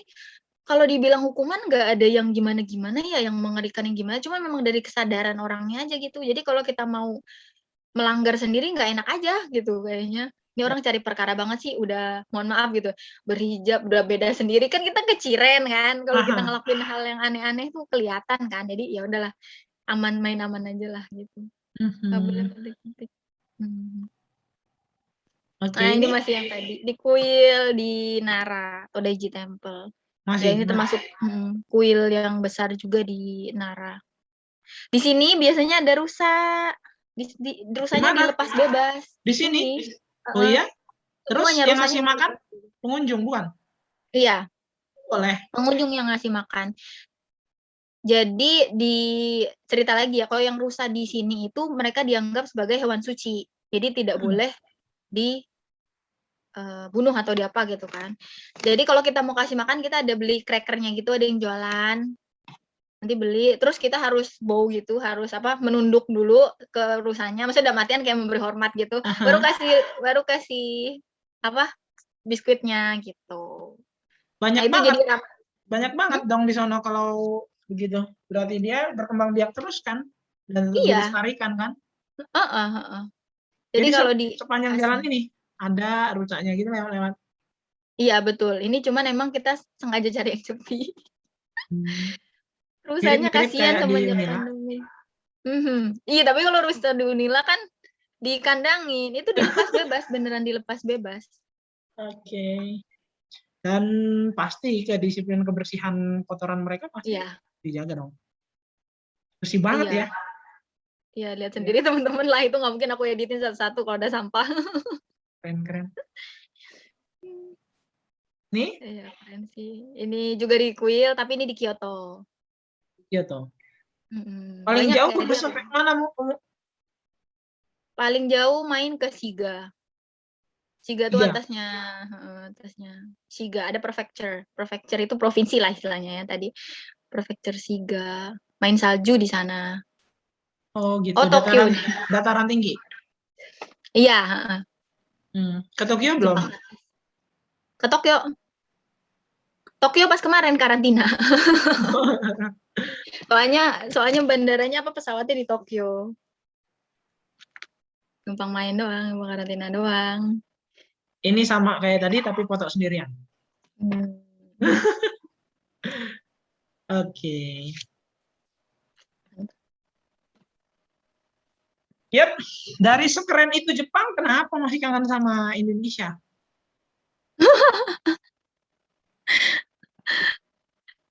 Apa ya? Eh sekeren itu Jepang yang dikangenin dari Indonesia ya.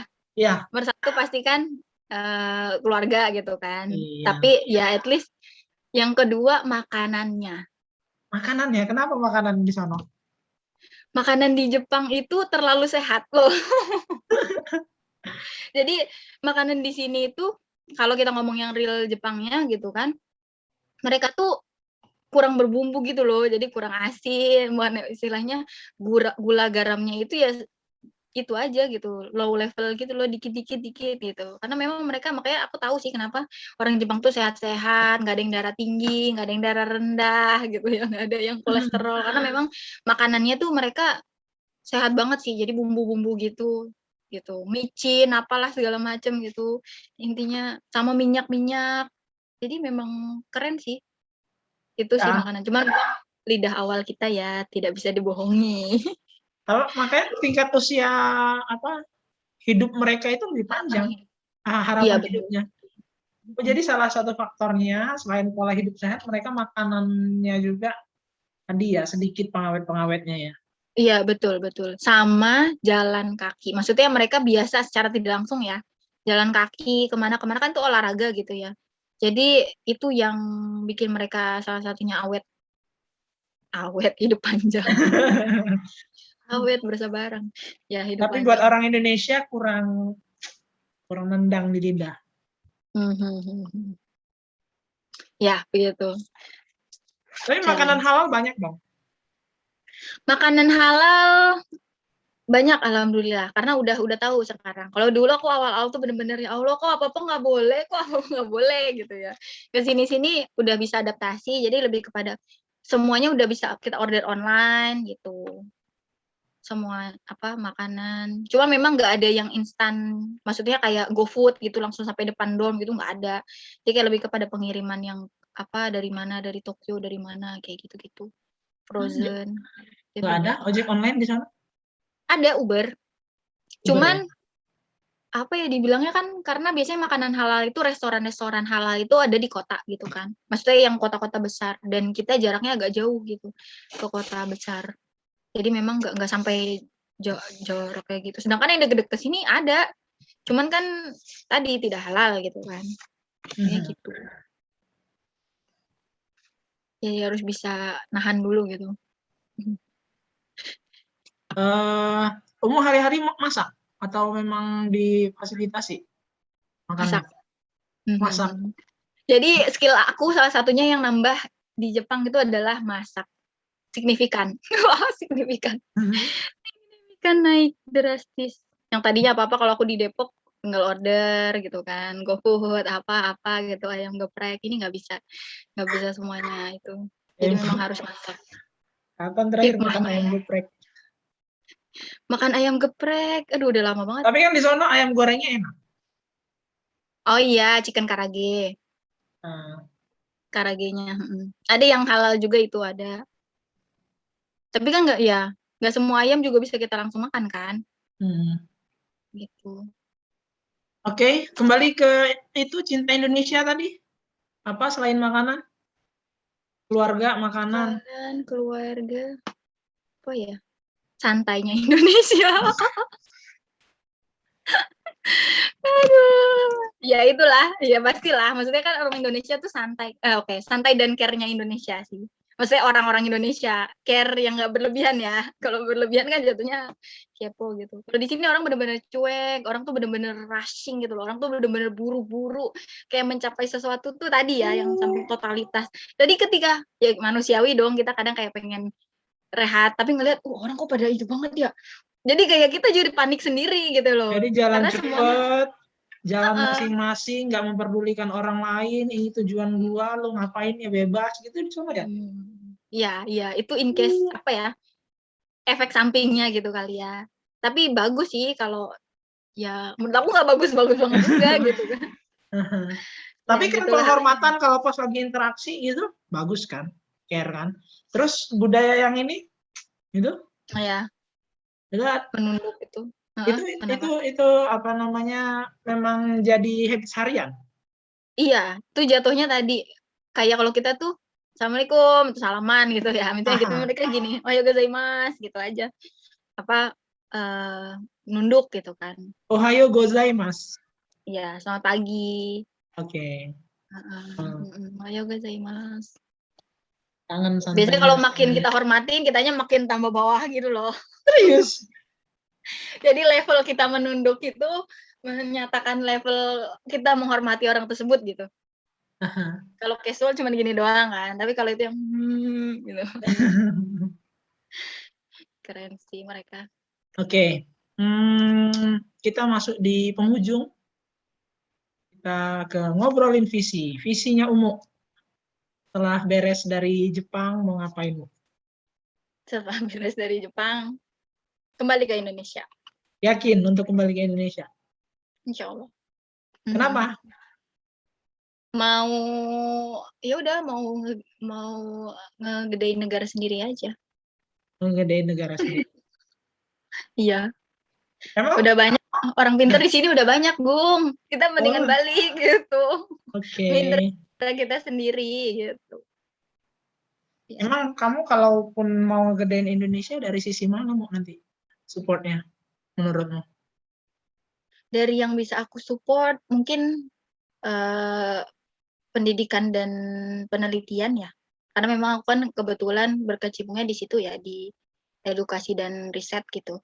Jadi lebih kepada ya Mungkin kalau yang pastinya lebih kepada ingin jadi tenaga pendidik gitu di instansi pendidikan gitu, universitas misalnya. Terus nanti pasti akan ada. Nah, di situ ketika kita sudah di instansi tersebut, kita bisa explore lebih jauh tentang riset ke pengabdian masyarakatnya kah gitu kan. Atau mungkin ya kalau yang mimpi-mimpi yang lain ada juga gitu. Aku kepengen kalau yang di sosialnya juga kepengen kayak punya modelan TPA gitu, sekolah untuk anak-anak kecil gitu, belajar ngaji juga, untuk belajar berhitung dan lain sebagainya gitu. Lebih ke situ sih. Mhm. Ya simple tapi bermakna gitu. Simple tapi bermanfaat sih, lebih ke ya yang itu yang bisa dilakuin. Yep, pendidikan dan penelitian kalau kita lihat gitu ya, dan kalau kita bimbingan dosen-dosen kita itu kan selalu coba dong jurnal internasional, literatur internasional gitu-gitu ya. Nah, kalau yang jomplang deh, kalau yang umum rasain gitu, kalau ngomongin pendidikan penelitian antara di Indonesia dengan di Jepang apaan yang beda? Yang kerasa beda banget adalah di sini mereka benar-benar meneliti apa yang jadi problem. Mhm. Benar-benar apa yang mereka teliti ya memang problemnya mereka. Jadi ketika dapat solusi ya benar-benar dibutuhkan dan langsung kepake gitu loh. Makanya kayak riset dan apa ya, pendidikan, riset sama komersil teknologinya itu berkesinambungan tiga Mhm, sisi bener tadi. bener.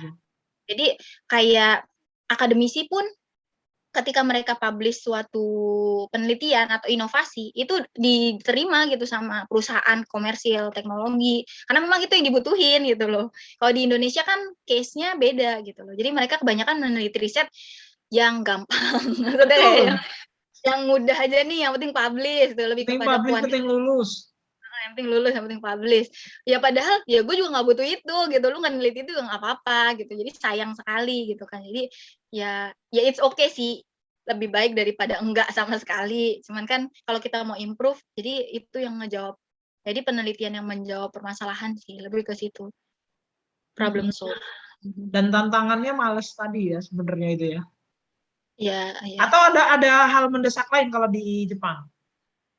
Apa tuh Selain Mas? selain memang kesadaran untuk gue harus teliti ini nih gitu supaya gue bisa kasih kontribusi gitu ya. Hmm. Aha, atau ada memang tuntutan dari kampus, tuntutan dari ini, arahan, bimbingan untuk lu nggak bisa nih neliti yang biasa-biasa aja, mending nggak usah itu. Ada nggak hal yang mendesak itu? Iya, Apa itu mungkin mulai salah kesadaran? satunya ya. Hmm. Mungkin itu salah satunya ya. Kalau di Indonesia tuh lebih kepada kuantitas. Jadi pokoknya pokoknya kita target publish sekian jurnal gitu, tapi tidak memperhatikan kualitasnya itu sendiri gitu. Ya udah, mau cuman laporin ini ya nggak masalah gitu. Ya itu memang karena dari atasnya juga gitu sih ya. Kita bilang Hmm. sistematis ya, sistemnya kayak gitu, orientasinya kayak sebatas ngincar ini kuantitas, banyak kayak jurnal gitu, tapi tidak kepada impact dari penelitiannya sendiri gitu. Mungkin kalau di pendidikan sama kayak gini nggak sih? Indonesia tuh banyak gitu loh juara olimpiade, Mhm. medali apa gitu, olimpiade matematika, olimpiade fisika. Tapi kalau dari implementasi ilmunya sendiri, implementasi dari apa yang mereka punya itu kayak masih ya kita bisa tahu nggak tahu deh itu kemana. Jadi hanya sebatas kompetisi gitu loh, hanya sebatas angka, hanya sebatas nilai. Emang Gitu sih. implementasi yang dimaksud kayak mana kalau yang umum lihat? Harusnya, yang idealnya gimana? yang aku lihat sih yang implementasi itu lebih kepada ya aplikasinya gitu. Kalau misalnya kebetulan dia sebagai di fisikawan, karena kalau di fisika gitu ya, kalau aku kan memang bidangnya fisika aplikasi ya, fisika material gitu kan, jadi lebih kepada penerapannya dia di teknologi nantinya gimana gitu. Hmm. Jadi hal-hal yang simple tapi ngefek gitu sih, lebih ke situ sih. Cuman kan ya memang di Indonesia kita perlu jadi PR bareng-bareng sih itu. Dan mulai dari diri kita sendiri ya, apalagi udah terbentuk, terpaksa terbentuk gitu ya, akhirnya nanti terbiasa. Gitu. Oke. Ya, Eh, terbentur. terbentuk. Punya kontribusi di dunia riset pendidikan, amin. Terus Amin. TPA, kenapa? Mau pengen TPA? Karena nggak tahu sih, aku kayak ngerasa dari dulu sih ya, maksudnya kayak aku merasa dunia itu penting, ya maksudnya dunia itu jadi prioritas. Tapi ketika aku semakin kejar, jadi semakin lelah dan semakin haus. Jadi kayak semakin nggak berkesudahan gitu loh. Jadi kayak kok gue sibuk tapi nggak ada ujungnya gitu loh. Maksudnya apa yang diharapkan gitu loh, dalam artian bukan apa yang ada yang diharapkan, cuma kayak ada yang kurang aja gitu. Jadi kayak aku ngerasa ya memang tujuan apapun yang kita lakukan hal di dunia endingnya kita tujukan buat akhirat kita gitu kan, bakal akhirat kita. Kenapa TPA? Mungkin aku lebih percaya gini ya, kan biasanya kalau TPA tuh anak-anak kecil gitu kan, dan anak-anak kecil itu kan penerusnya masa depan gitu kan. Dan dengan kita mengajarkan hal-hal yang simpel seperti kayak membaca Al-Fatihah gitu kan, atau ngebaca Al-Quran, dan itu tuh ya insya Allah jadi sedekah jariyah, ilmu bermanfaat, sedekah jariyah. Jadi kayak ya udah gitu, ya kita hidup nggak selamanya kan. Jadi ketika kita mati, ya udah selesai kan amalan kita gitu kan. Nah, kalau kita bisa investasi yang terus-menerus sampai kita mati juga mengalir, kenapa enggak gitu. Jadi lebih kepada ke hal-hal itu sih. Walaupun ilmu pengetahuan juga penting. Kalau semuanya jadi ustazah, semuanya jadi dai, siapa yang mau jadi guru, siapa yang mau jadi peneliti, siapa yang mau jadi presiden, kan gitu juga konsepnya. Jadi ya semuanya berkontribusi di bidang masing-masing yang kita bisa gitu kan. Oke. Walaupun tetap tujuannya akhirat juga gitu. Kesadaran-kesadaran itu Umu temukan karena perjalanan hidupmu atau memang ada peran organisasi orang tua gitu, itu dari mana? Kesadaran kan nggak banyak ya, dalam tanda kutip orang itu mau dapat hidayah, punya kesadaran begitu kan nggak bisa dibeli gitu ya. Kadang ada yang ngejemput gitu, kadang karena terbentuk lingkungan gitu. Nah kalau Umu bisa punya kesadaran itu dari mana misalnya? Menurut aku pasti ada peran dari lingkungan juga ya. Dalam artian kayaknya pas dulu aku lupa sih ayahku. Nah, pokoknya dia kembali ke keluarga lagi ya. Dalam artian gini, ayah tuh bangga kamu tuh ranking sekian sekian sekian gitu. Tapi ayah lebih bangga kamu tuh bisa doain setelah sholat, kamu tuh bisa ngaji. Jadi yang itu tadi sih, lebih kepada yang investasi akhirat yang lebih long lasting, yang lebih jangka panjang gitu sih. Jadi memang itu ada peran juga. Dan aku juga pernah mengkonfirmasi hal ini gitu loh ke orang tua, yang maksudnya kayak, ya kenapa aku nggak sekalian dimasukin pondok, yang tadi aku bilang maksudnya kayak lebih orientasinya memang clear akhirat gitu. Ya itu udah ada yang perjuangannya ke arah sana. Kita gimana caranya jadi orang yang tetap paham ilmu pengetahuan, saintifik, tapi juga tetap percaya sama Tuhan. Nah itu kan yang nggak semua ada. Nah kita ambil bagian di situ gitu loh. Kalau misalnya, ya kalau kebanyakan banyak yang bilang ilmuwan itu apatis, nggak percaya Tuhan, ya udah kita jangan jadi bagian yang itu, kita warnai bagian lain yang gimana caranya tetap jadi saintifik, tetap jadi ilmuwan, tapi tetap juga percaya Tuhan gitu. Itu tadi sih. Keluarga ya berarti nilai-nilai tadi. Yep. Ini agak private tapi coba kita bahas, mudah-mudahan Umu nggak keberatan. Umu kan terbentuk dan punya kesadaran sebaik ini karena keluarga. Keluarga besar. Untuk keluarga kecil, udah ada rencana? Gimana? Pasangan. Oh. Jodoh. Jodoh. Gimana? Untuk oke gini deh. Kita coba bahas ya. Kan gini. Usia aku 94, Umu 95 gitu ya. 27, 26 berarti kan. Menurutmu gimana kalau ngomongin usia untuk kita yang lagi studi, untuk kita yang mungkin bagi sebagian orang sudah dianggap udah waktunya. Memang benar atau gimana kalau dari sudut pandang Umu? Iya. Sudah Ya. waktunya. Jadi kembali ke kesiapan pribadinya masing-masing ya, karena usia tidak selalu jadi tolak ukur kesiapan orang untuk pernikahan. Jadi yang paling penting menurut aku kitanya mempersiapkan diri ke arah sana gitu loh. Mempersiapkan diri ke arah sana, terus perkara nanti gimana-gimananya gitu kan, ya udah Allah yang kasih jalan gitu kan gimana. Nah, eee, nah terus apa sih namanya, kemudian untuk keluarga kecil, sebenarnya kita juga nggak bisa orientasi ke pasangan kan, maksudnya kita tidak bisa menggantungkan diri, masa depan kita juga terhadap pasangan. Gimana caranya kita prepare yang kita bisa sekarang, ya kalau misalnya ada ketemu orang yang, sepemahaman atau sejalan, nah baru diinikan gitu kan, diiniin yang bareng-bareng. Jadi menurut aku penting sih untuk berkeluarga itu sendiri, karena yang tadi sih dibilang, aku sih ngerasa pernah ada di titik fase aku tidak bisa mengandalkan diri aku sendiri gitu ya. Jadi dalam artian that's why juga penting buat punya partner gitu kan, untuk saling ngisi, saling ngingetin gitu loh. Karena ya kita juga cuma manusia gitu, yang kadang ada futurnya gitu kan, yang kadang ada, eee eee, lowest position-nya juga gitu loh. Jadi itu juga yang jadi penting juga gitu, kenapa kita untuk ibadah. Ya nikah muda aku setuju, cuman dalam artian nikah siap lebih baik gitu loh. Jadi jangan juga karena mutusin, "Oh gue udah usia sekian nih, udah ini," gitu, ya, harus nikah gitu, tapi kita belum ada persiapan apa-apa, ya nggak gitu juga gitu. Jadi memang harus lebih baik well prepare gitu sih. Nikah siap ya, Nikah siap lebih baik, nikah betul. siap lebih baik. Oke, nah kalau tadi visi pendidikan udah, nah visi keluarga. Kalau Umu tuh punya cita-cita punya keluarga yang gimana nanti?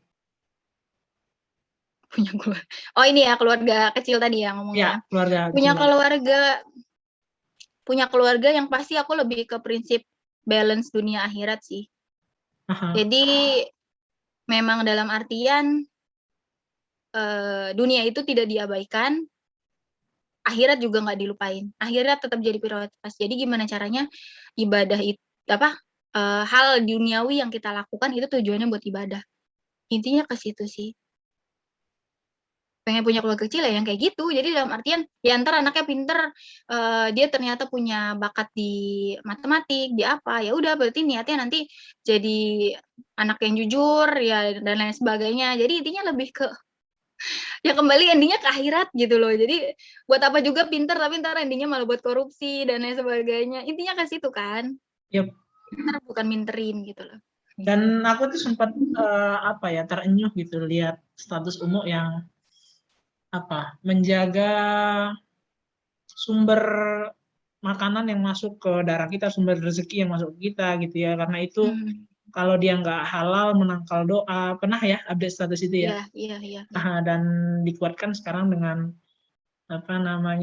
keluarga yang berorientasi pada akhirat gitu. Dan apresiasi sih Mu gitu, karena nggak banyak orang-orang yang punya kesadaran gitu ya. Dan menurutku orang-orang yang smart, terus insya Allah gitu ya, kita memang ya punya keyakinan yang seperti ini untuk mengorientasikan akhirat. Mudah-mudahan konsisten, selamat, istiqomah, dan nanti dipertemukan juga dengan pasangan yang baik, insya Allah. Amin. Terhadap beliefmu yang tadi aku sampaikan, kalau rezeki gitu ya, itu menangkal doa, segala macam, masih ingat nggak? Apa keyakinan Umu terhadap itu? Dan yang Umu pegang sampai sekarang? Ya dalam artian karena kebetulan baru kerasa banget ujiannya pas lagi di negeri minoritas gini kan. Jadi memang diuji.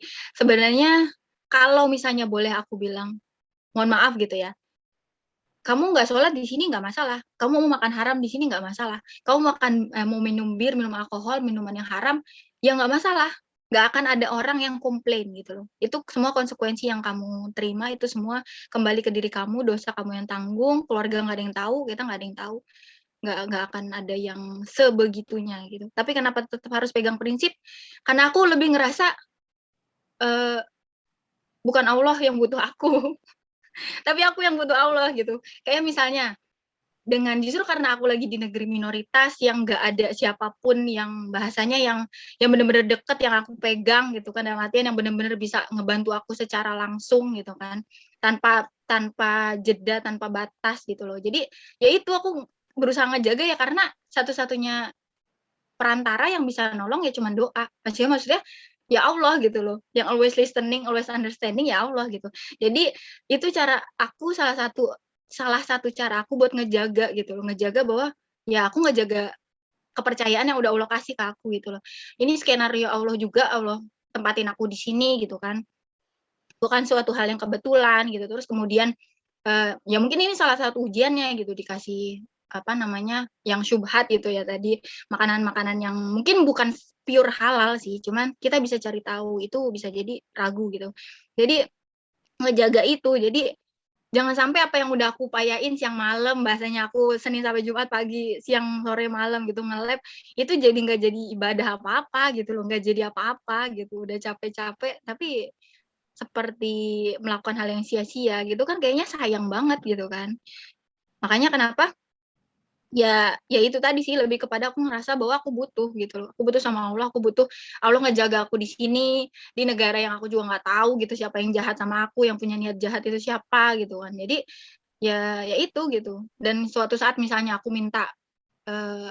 ada keperluan, aku minta tolong sama Allah, ya mungkin dengan aku ngejaga mungkin itu jadi salah satu apa ya istilahnya, wasilah ya, Iya. wasilah supaya ya Allah nolong aku gitu loh, Allah ridho sama apa yang udah aku lakuin gitu, lebih ke situ sih. Oke, keren, keren, keren. Terima kasih untuk inspirasinya Aduh dan aku yang banyak pelajarannya. Oke, mungkin Umu ada yang mau disampaikan ke teman-teman yang mungkin lagi ikhtiar, baik itu untuk pendidikan gitu ya, beasiswa gitu, atau mungkin ada yang sekarang nonton dan juga dalam perjuangan merantau baik dalam negeri maupun luar negeri gitu. Prinsip-prinsip yang harus dipegang, keyakinan yang harus ditanamkan gitu ya, dan goals akhir seperti apa yang mungkin dari sudut pandang umum penting untuk kita pegang. Ada nggak pesan buat teman-teman? Ada. Mungkin yang pertama, lurusin niat. Mungkin yang sedang cari beasiswa atau yang sekarang sedang mendapat amanah juga gitu kan, amanah studi atau amanah apapun yang lain, kita lurusin niat. Itu dalam artian yang lagi beasiswa jangan orientasinya buat dunia, dalam artian, oh ini nih gue pengen biar kelihatan keren, oh ini nih gue biar kelihatan di luar negeri hebat gitu, apalah gitu ya. Jadi ketika niatnya hanya sebatas duniawi, ketika lo nggak dapet, lo udah patah gitu loh, gitu aja, dan nggak ada hal yang nguatin lo gitu. Cari niat, cari tujuan akhir yang lebih permanen daripada itu, gitu loh.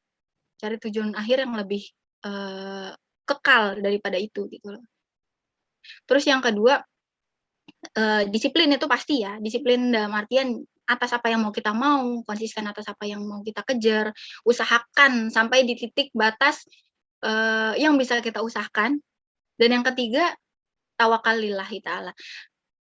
Itu sih yang kerasa banget di aku gitu ya, niat, terus ketika disiplin totalitas yang tadi sih yang diambil dari Jepang tadi, positifnya totalitasnya kita ambil, tapi jangan lupa kita tuh sukses juga bukan karena diri kita sendiri gitu, tapi karena ada takdir Allah yang berpihak pada kita, istilahnya seperti itu kan.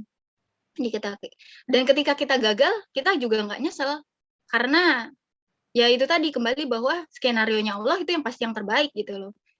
Dan apa yang udah kita upayakan pun tidak akan sia-sia gitu loh. Karena insya Allah udah tercatat pahala dan insya Allah apa yang sudah kita upayakan juga membekas juga gitu di kita. Ada progresnya itu ada gitu. Kalau orang fisika bilangnya ada deltanya gitu, ada perubahannya gitu.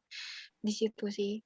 Jadi kayaknya yang aku rasa dari sekian banyak kegagalan, wis. Dan ketika dikasih tuh kayak ya, ketika aku loh gitu. Jadi kayak tapi ya itu tadi poinnya niat, totalitas dan tawakal lillahi ta'ala. Udah gitu. Oke deh, mantap, mantap. Terima kasih banyak Umu. Alhamdulillah ya, udah meluangkan waktunya, udah mau sharing, udah kasih inspirasi, pembelajaran hidup, by praktek, by experience. Keren deh gitu. Aku jadi penasaran untuk menemukan Umu-Umu lainnya. Ambil yang baiknya ya, yang buruknya dibuang, mohon maaf. Nah, Yang insya benar Allah, datangnya dari Allah. insya Allah Dari saya. baiknya lebih banyak, insya Allah. Amin.